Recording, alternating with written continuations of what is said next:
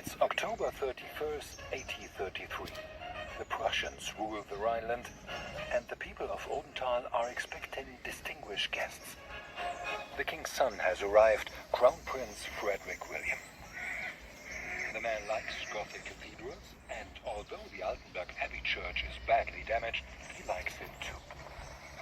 The opportunity for Odenthal's mayor, Fritzen. In the hope of winning the prince's favor, he has come up with a few ideas. The goal, a sizable donation to renovate the church. 9:30 a.m., the royal carriage arrives at Strasserhof.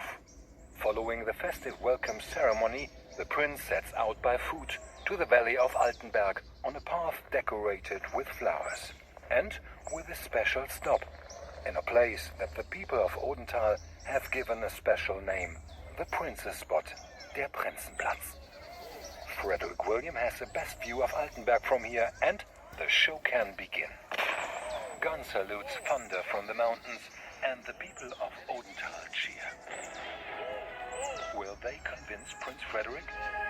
Will he support the building of the Altenberg Cathedral? And what else have the people of Odenthal thought up? You will find out that and more in the second part. So turn the crank again, press again, and off you go of the church in flickering light. Women dressed in white and men in black bow deeply to one decorated tombstone. The final resting place of Sibylla, Duchess of Berg and relative of the prince. Prussian blood in the Bergisch Land, Frederick William is finally convinced.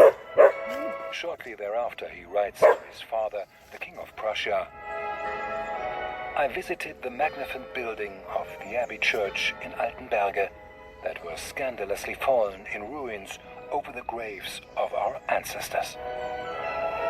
Oh, dear Papa, if you want to grant an annual sum of 3,000 to 4,000 thalers, then it could be fully restored and set up to be used by both denominations.